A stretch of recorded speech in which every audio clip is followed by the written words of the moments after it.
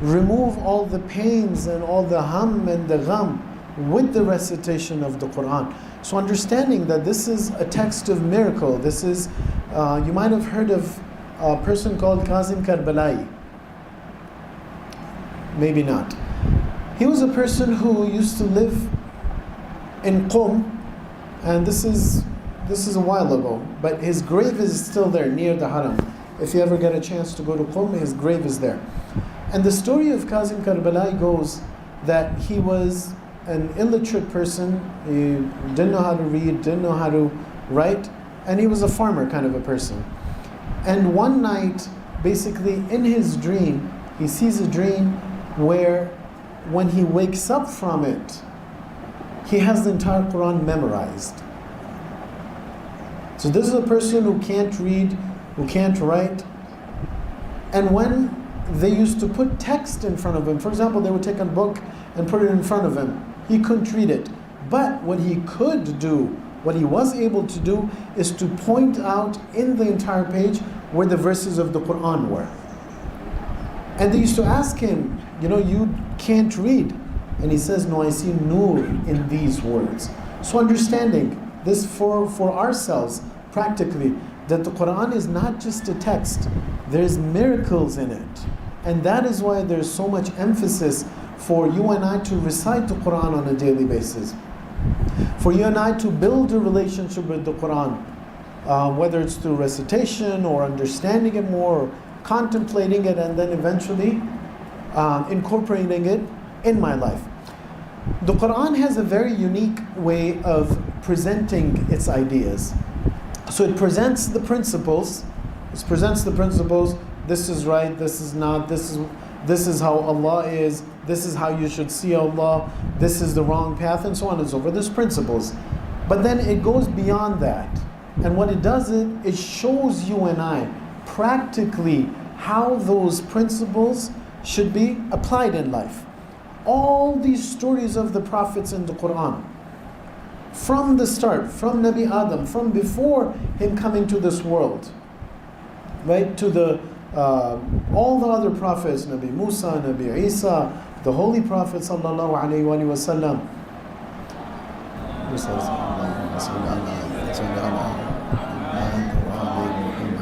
And all the prophets in between. Not all of them are mentioned, but some of them. And what the Quran is trying to show you and I is that I've mentioned some principles, but these are the stories that I'm telling you how to apply those principles in your own lives. So it's a very unique way that it shows us how to do different things. When we look at the stories, so all these stories of the prophets, because they're part of the Quran, are supposed to be a form of guidance for you and I. It's a form of guidance for you and I. Otherwise, it would not be in the Quran. Right? The Quran as a whole is a form of guidance, is a book of guidance, and then these are the stories in there, so there's a purpose for these stories. And the purpose is for me to be able to take the principles of those stories, learn from those stories, so when I start living my life, I know how to live my life. So understanding that the book, the Quran, is a form of guidance. It's a book that we believe is the last miracle of Allah, is the miracle of the Holy Prophet. And just like there is no deen after Islam, there is no book after the Quran. So the Quran is the book till the end of time. So all of these prophets and their stories, for me to be able to understand the life of the Holy Prophet, our Holy Prophet, it's necessary for me to be able to understand those. Because why? Because every principle that Allah has mentioned in the Quran, some of the principles that were there in the previous religions, maybe they got overridden, right? For example, in the time of Nabi Ibrahim, in the time of Nabi Musa, in the time of Nabi Isa, in the prophets before them, there were certain principles that might have gotten overridden. But the principles in their lives that Allah subhanahu wa ta'ala wants you and I to learn are in line with Islam. He has mentioned them there. So what we understand from this is that Allah subhanahu wa ta'ala in the Quran is showing this, that these stories are a form of guidance for you. Now, some of these prophets were able to achieve what's the worldly success, or I shouldn't say the worldly, the apparent success. Were able to establish rule, were able to govern the people, were able to convince the people, but a lot of them were not able to do that, right? They had lives of hundreds of years, some of them, but they were not able to convince the people. They weren't able to convince the people. But one of the things that was always made clear by every single prophet, regardless of if they had that apparent success or not, is that they were able to identify through their stories, identify for me, clarify for me the two sides of the truthhood and falsehood. Or if you will, the haqq and the batil. And this starts from way before. If you give the story of Nabi Adam and Shaitan to anyone, would there be any person who's normal, right? Who's normal, who would say, I want to be on the side of Shaitan. I think he did the right thing. So there's a clear sort of distinguishment that there's two sides. You come further down, right? It comes down to the earth, then you have Habil and Qabil. If you look at the story, is there anyone who would say that I'm on the side of the person who killed, and I'm not with the person who got killed? Or I'm with the oppressor, and I'm not with the oppressed? Is there anyone who's in their normal state of mind that would say that? No. You come further, one prophet after another. You had Nabi Ibrahim and Namrud. You have Nabi Musa and Fir'aun. You have the Holy Prophet, for example, and the Quraysh. All similar principles over and over and over for you and I to be able to understand that, listen, it's the same principles that Allah subhanahu wa ta'ala established long time ago that are being applied over and over and over. So understanding that if the Quran is the book of guidance for you and I, if the Quran is the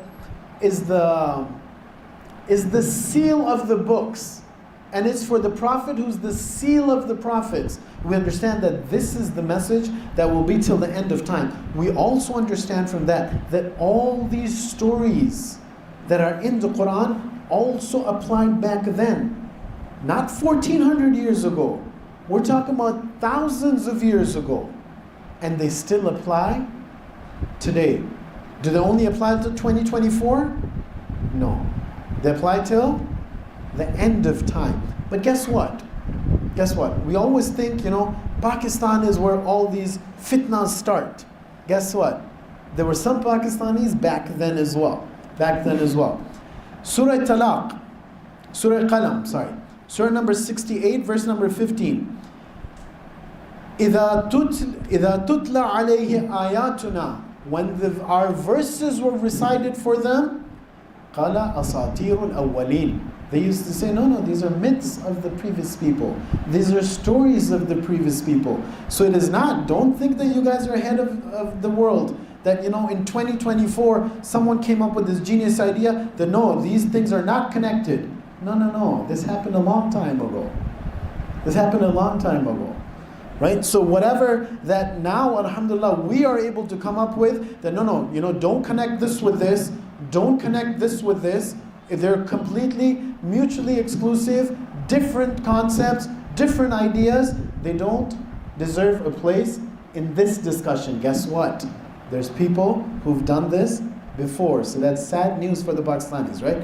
We thought we were the standard bearers of all the fitnas, but not this time. Inshallah, may Allah increase our tawfiqat. Recite a salawat, please.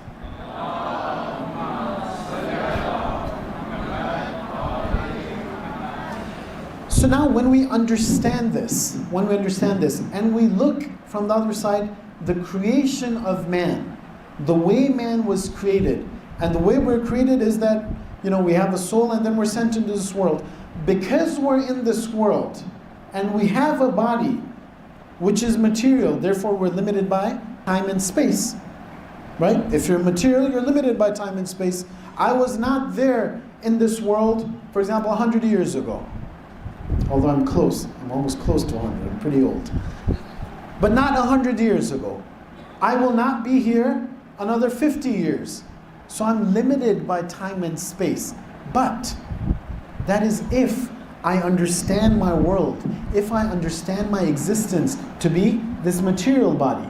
Whereas the reality is that my existence is two-tone. I have the soul and I have the body. So what I am supposed to do, what I'm supposed to do in this world is to be able to elevate myself to an extent, elevate myself to a degree where my reality becomes my soul, where I'm not limited by time. How can you bound it? How can it be bound by a body or something material? If that is the case, then it will also be limited. So it's incorrect. And obviously they study the details of this in philosophy, in Islamic philosophy, and ilm nafs and so on and so forth. But one thing is for sure, that this soul that Allah subhanahu wa ta'ala says, فَنَفَخْتُ فِيهِ مِنْ رُوحِي, that I blew in him from my soul, this soul is associated with you and I. Is associated with you and I. Is it inside the body? No, but there is an association. So understanding this, that what my purpose over here is to be able to elevate myself, to be able to understand that my reality is the soul. Therefore, I should not be limited by time and space, but rather be able to transcend that. Transcend that. If you recite a salawat, inshallah, I'll share a hadith with you.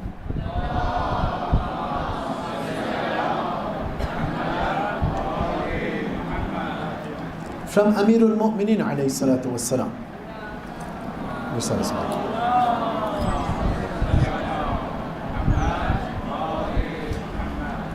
أيها الناس لا تستوحشوا في طريق الهدى لقلة أهله. Something that you might have heard before. That, O people, do not have washat. لا تستوحشوا. Do not be afraid. Do not get nervous. Where? في طريق الهدى, in the path of guidance, on the sirat al-mustaqim. Why? لقلة أهله. Just because your numbers might be small. Amir al-Mu'mineen is telling you and I, don't be worried, don't stress out, just because there's a small number on the path. Okay. And then he says, I'll skip this part, and then he comes to this part.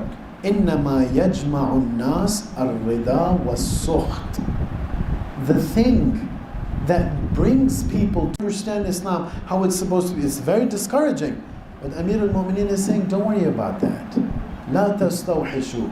Don't have washit because of that. Don't worry because of that. Don't stress out because of that. Because the reality is, إِنَّمَا يَجْمَعُ النَّاسِ الرِّضَى وَالسُّخْطِ. That the thing that groups people together is not what time and place you're in, but it's the rida was suh. Whoever you agree with, whoever you align your worldview with, whoever you align your ideology with, you will be raised with them. You are considered with them. So what is Amir al-Mu'mineen saying?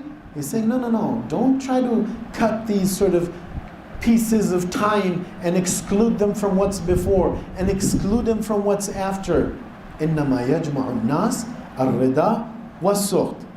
And then he gives an example from the Quran. وَإِنَّمَا أَقَرَ نَاقَةَ ثَمُودَ رَجُلٌ وَاحِدٌ. The naqa of Nabi, you've heard the camel story of Nabi Salih. Right? Prophets, Nabi Saleh had a camel. There's a story behind it that the people who were there, they wanted a miracle from him, and there was an agreement between them. The Nabi told them that let's see who can do what. Right? It's like a challenge kind of thing. And he tells them, okay, I'll come to your gods and let's see if they can answer my call or not. So he asked them, and they're not able to, obviously, because they're idols. Then they come to him and they say, listen, what we want you to do, if you are on the true path, is to bring a camel out from the heart, from the middle of this mountain, and make sure the camel is like this, and make sure the camel is like this, and with their own requirements. Nabi Salih said, this is hard for me, but not difficult for my God. And the history says that the camel actually came through, and that was the miracle. After that, what happened is the people of Thamud, they were tested with this camel as well. They were told that, one day you drink from the water and one day the camel will drink from it, and so on and so forth. But what happened is these people killed the camel. How many people killed the camel according to tradition? One person killed the camel. One person killed the camel. So this is the story, and now this is what Amir al-Mu'min says. إِنَّمَا عَقَرَ نَاقَةَ ثَمُودَ رَجُلٌ وَاحِدٌ. That there was only one person from Thamud who killed the camel. Only one person. فَعَمَّهُمُ اللَّهُ بِالْعَذَابِ لَمَّا عَمُّوهُ بِالرِّضَى. But Allah subhanahu wa ta'ala sent His azab on all of them. Why? Because they were razi with this. They were okay with this. They were okay with this. This is a principle. If we don't believe in the Quran, for example, then Amir al-Mu'mineen, Haydar, Imam Ali. It's a joke. It's a joke. But in the Quran and Amir al-Mu'mineen alayhi salatu wassalam, they're both saying that, listen, here's a principle for you to apply in your life. If you're able to stand up with the right people, then you will be considered with them. If you're able to stand up with the oppressed, then you'll be okay. If you stand up with the oppressors or you're indifferent, then you'll be considered with them. So what we understand from this is that it's all connected. The history of Islam, the history of the religions before Islam, the history of time before that, we see that because there are lessons given to you and I in the Quran, we understand that these are all need to be understood. The stories of the prophets need to be understood. Their history needs to be understood. What decisions they made needs to be understood. What they aligned themselves with needs to be understood. What the side opposing them stood up with needs to be understood. If I have all these stories, then I can understand the life of the Prophet. If I understand the life of the Prophet and the Quran, then I will understand anything after that. So understanding that all of these things in the Quran, in the Hadith are connected. They're connected. So he says that Allah subhanahu wa ta'ala gave azab to all of them. Why? Because they were razi with it. فَقَالَ سُبْحَانَهُ فَأَقَرُوهَا فَأَسْبَحُوا نَادِمِينَ. That they killed him and they were then they were okay with it, and then they were nadimin, then they seek forgiveness. So this is something that we see way back then, talking about before the Holy Prophet, but we have a hadith that talk about afterwards as well, that these are all connected. So this is a hadith from Imam Rida alayhi salatu wassalam.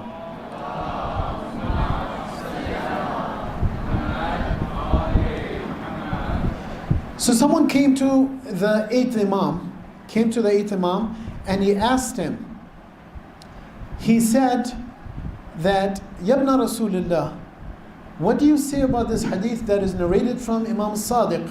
What do you say about this? And he said, he quotes the hadith from Imam Sadiq, he says, إِذَا قَامَ الْقَائِمِ قَتَلَ ذَرَارِيَّةَ قَتَلَةِ الْحُسَيْنِ عَلَيْهِ السَّلَامِ. That when the Qa'im comes, عَجَّلَ اللَّهُ تَعَالَى فَرَجَهُ الشَّرِيفِ,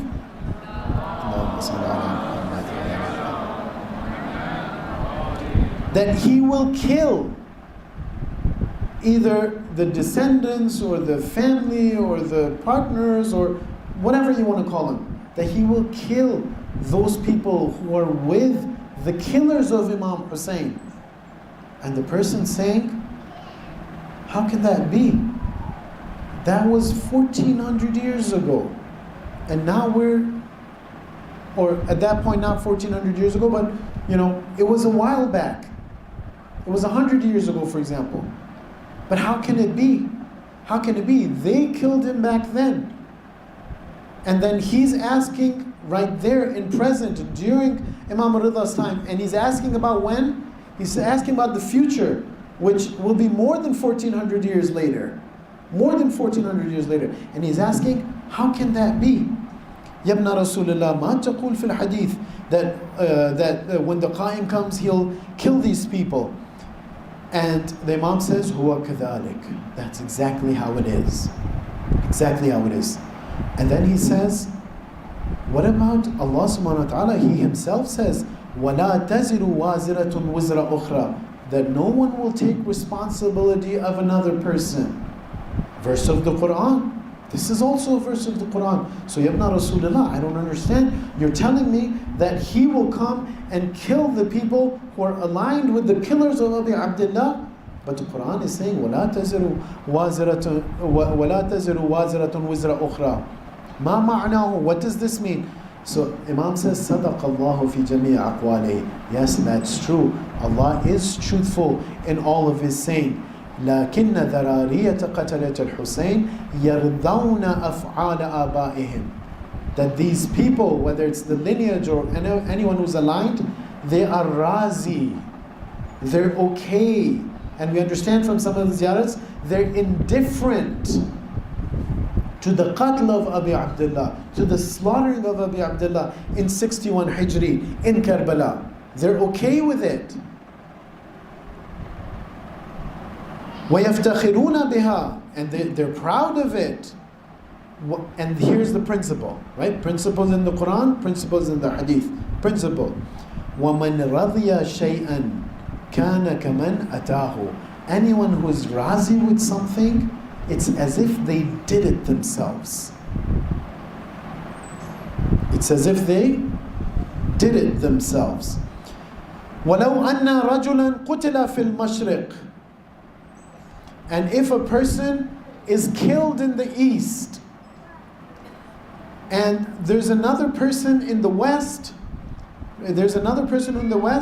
who doesn't care about رَضِيَ بِقَتْلِهِ رَجُلٌ فِي الْمَغْرِبِ. There's a person who's killed in the east, and a person in the west, all the way in the west, is razi with this qatl.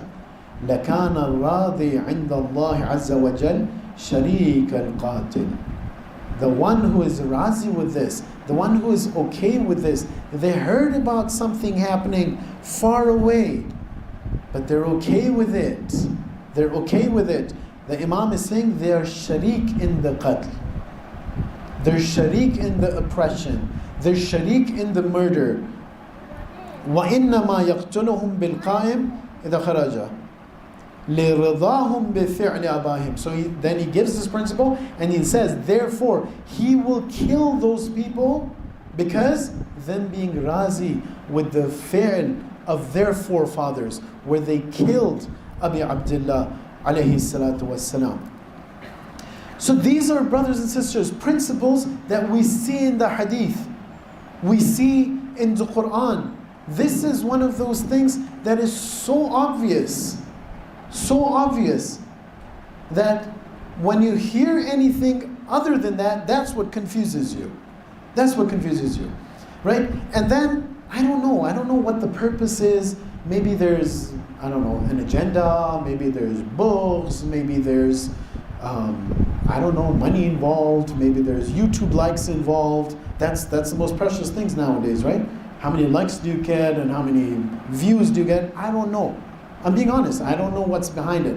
But one thing is for sure, that some of these people, the stances that they take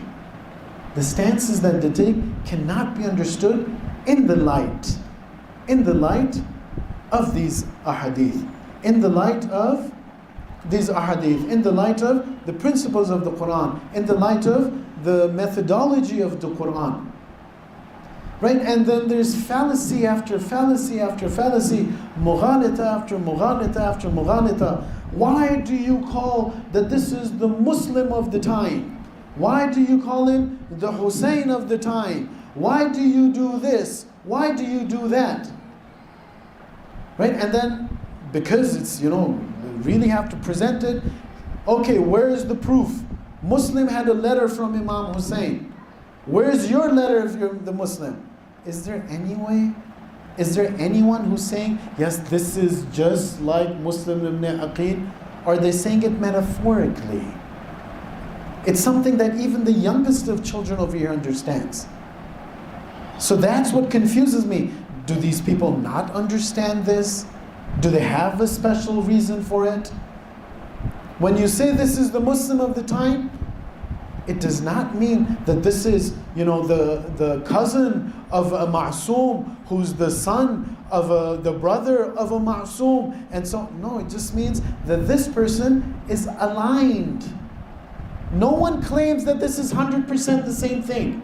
They're just aligned. Isn't that what the Quran is saying?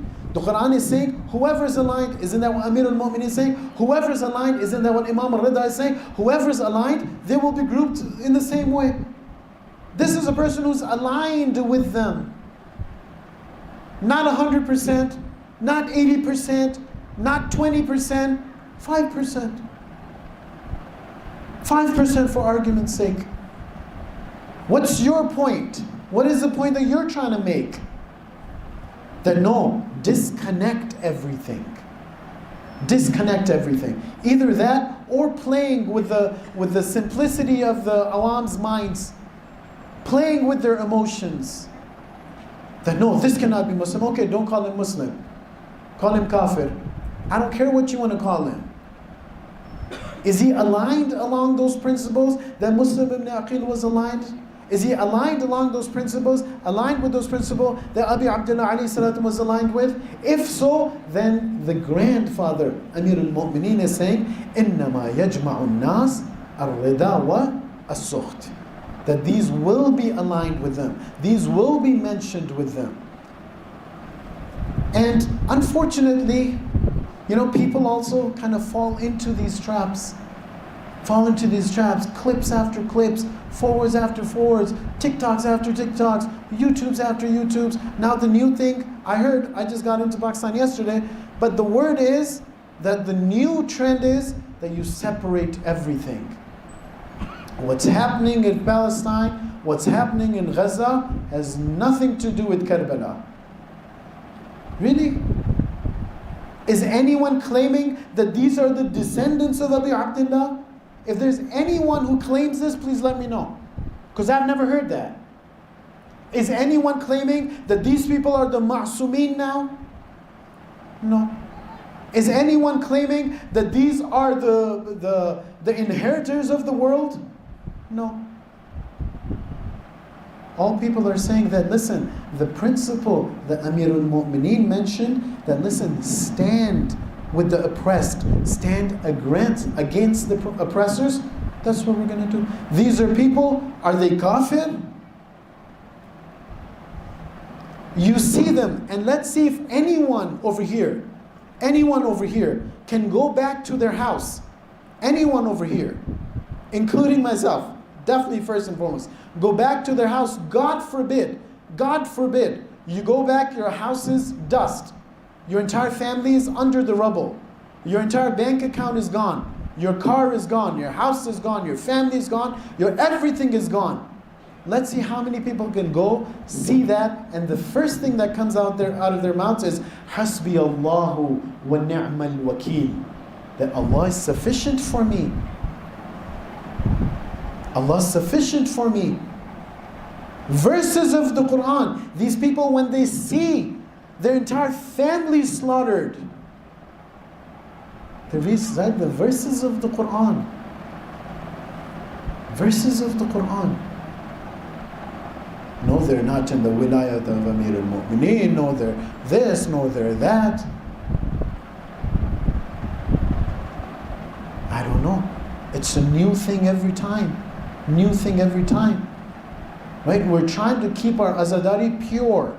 Where did Karbala come from? Did Karbala just come out of a bubble, out of vacuum in 61 AH in Hijri? No, Karbala is a consequence of what happened before it. They're all related.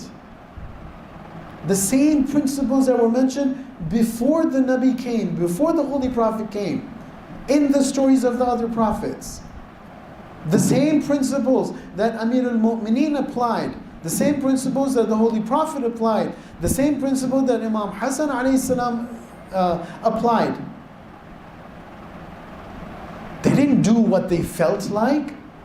These are the Quran Natiq, we say. These are the perfect manifestations of the verses of the Quran. These are the people who show you and I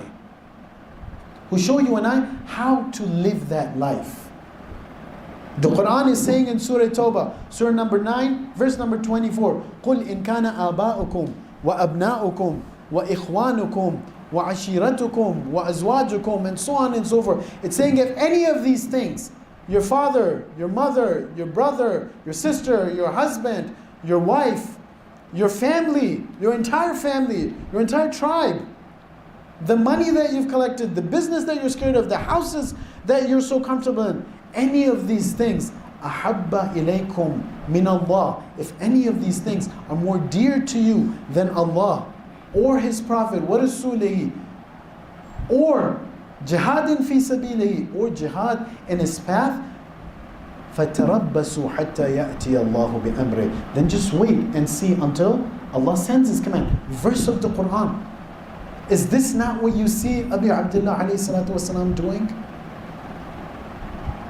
Muhammad ibn Hanafi, his own brother, is coming to him and saying, Ya Abu Abdullah, where are you going? Why are you going? You know, what does he say? لَقَدْ شَاءَ اللَّهُ أَنْ يَرَانِي قَتِيلًا. Allah has wished, has irada to see me slaughtered on the plains of Karbala. I'm gonna go. Okay, why are you taking the women folk? Allah has wished to see them taken captive. Nothing comes. Did he just come up with this new idea? Imam Hussein came up with this? These are verses of the Quran. The same Quran that applied before Imam Hussein applies in Karbala and applies today as well.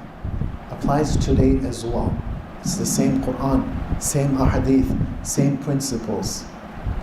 So this is something, brothers and sisters, that is important for us to be able to have an understanding of the Quran, to be able to have an understanding of the Islamic ideology. What is Islam trying to show you and I? What is Islam trying to show you and I? And for us to be able to take those lessons, take those principles, and be able to apply them in our lives today. I promise to you, if we understood the Quran, had a thorough reading of the Quran, first and foremost to myself,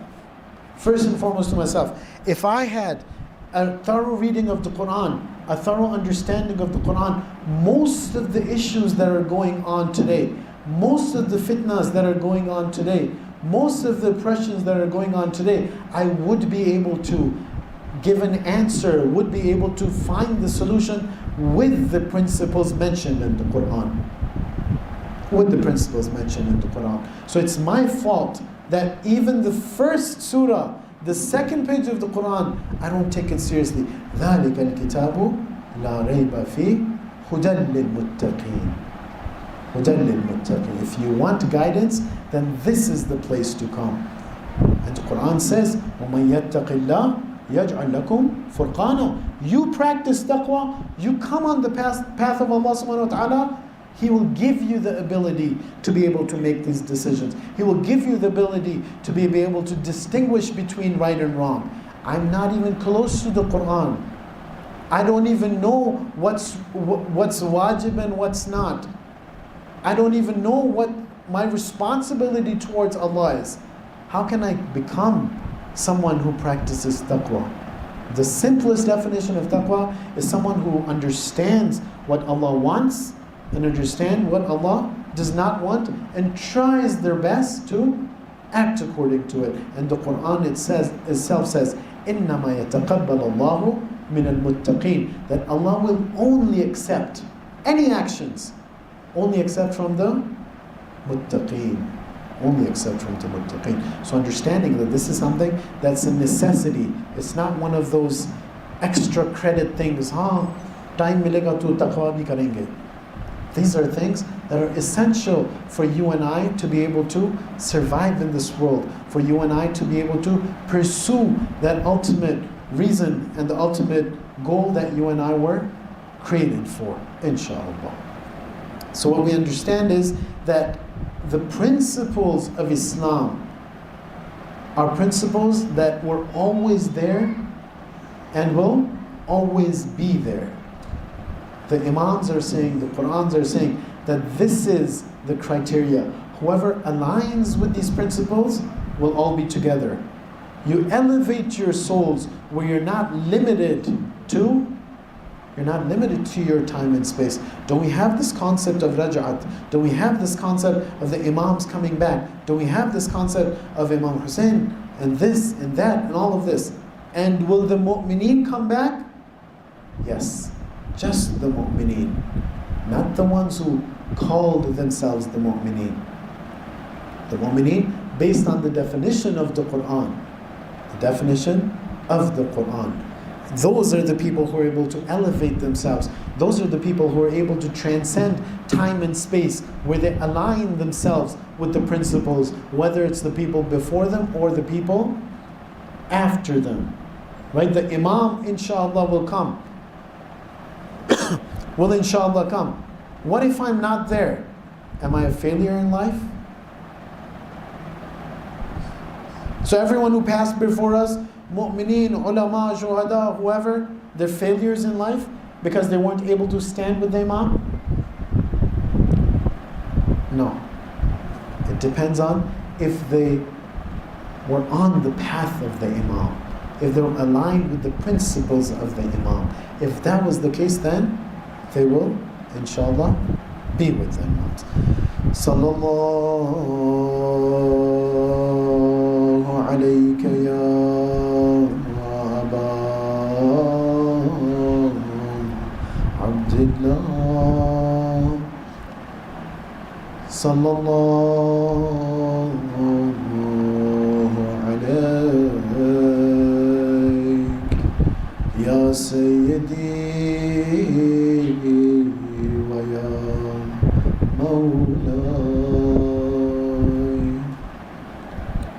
Sallallahu alayk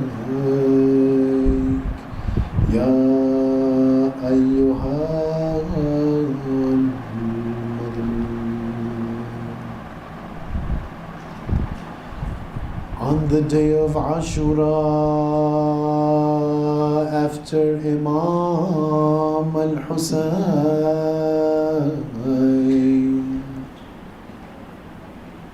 had left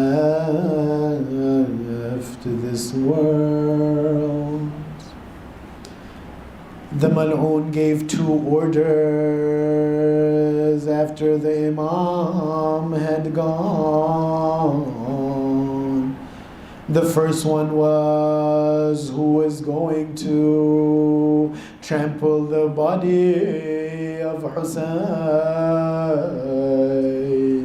The history says that 10 volunteers came with their horses to trample the body of our Mawla, the body of Hussein. The second order was to light the fire on the tent. Light the fire on the tent. Zainab takes all the little children, running from tent to tent, from one tent to the other, until she reaches Imam Sajjad's tent, and she asks him, "Oh Imam Sajjad, you are our master now. What is our responsibility. The Imam says, "Alaykunna bil firar." Oh Auntie Zainab, oh Puppy Zainab, all of you come out of the tents. All of you come out from the tents. This is Ali's daughter Zainab. I wonder if she was thinking that it's easier to die in the tent instead of coming out in the open field. Imagine this now. On one side, all the shuhada, their bodies are there without their heads. On the other side, the tents are on fire.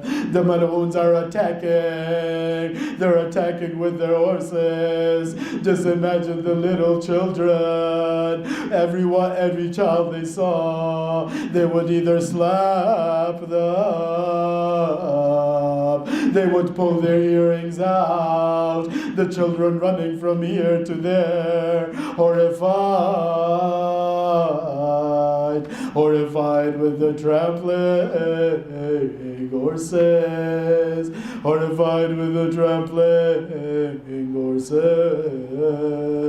The Maqtal says that this is the time when Muslim ibn Aqil's little daughter Hamida, she was trampled and died.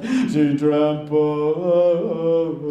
and died. Look at the difficulty of Imam Sajjad. The first order he has to give in his imamat, alaykunna bil farar. Everyone come out. On the next morning, when the caravan was going to leave Karbala, they told the Mal'oons, if you're taking us from Karbala, at least take us by the bodies. Take us by the bodies of our shuhada. The Maqtal says as the caravan is moving and they get close to the Maqtal, all the women drop themselves. They drop themselves from the camels. Everyone looking here and there. Zainab must have gone to her brother. How would she recognize? He doesn't have his head. His body is trampled. She was probably thinking, I don't know where your chest starts and your back ends. I don't know. Ya Hussein, even after all these difficulties that Sayyid Sajjad saw on this day, when he was asked, O Yabna Rasulillah, what is the most difficult time you saw? He said, Asham, Asham, Asham. What is this that the Imam saw in Sham that was so difficult for him? The daughter of Ali, who never even used to go to Masjid al-Nabawi by herself, now standing in the darbar of this Mal'oon. Sallallahu alayk Ya Aba Abdullah. Ala la'natullahi ala al-qawmi al-dhalimin. وسيعلم الذين ظلموا أي منقلب ينقلبون.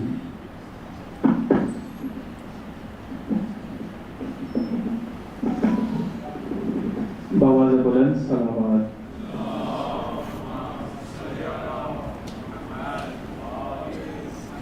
इंशाल्लाह brothers and sisters, अब हम अपना Q&A session start करेंगे। अगर किसी का भी कोई सवाल है आवाज़ से तो वो कर सकते हैं।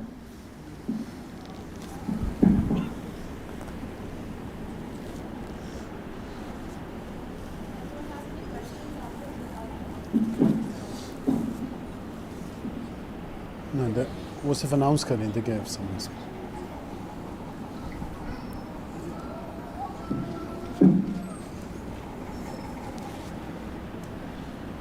किसी का भी अगर कोई सवाल है आवाज़ से किसी किस्म का भी तो वो कर सकता है. Assalamu alaikum. I have a very simple question to ask. My question is have two parts. One is to do with Umrah and Hajj, and the other is to do with the Karbala. Do we make a choice going there, or we are being called by Allah or by the Hussein or by the Imams? We are visiting to Makkah or Medina or Karbala. That's my question. That's the first part. Where's that's this? the first. Well, that's the second. I actually mixed both of them together. Okay. Karbala and the. So it was just a different Medina, location. yeah, Okay. Yeah. Please. Bismillah ar-Rahman ar-Rahim. There's no doubt that a lot of these things, not just these things, but all things in life, cannot happen without the permission or the rizayat or the marzi of Allah subhanahu wa ta'ala. And by extension, the Imams alayhimus salam as well. Just give me 1 second, sorry. Sure.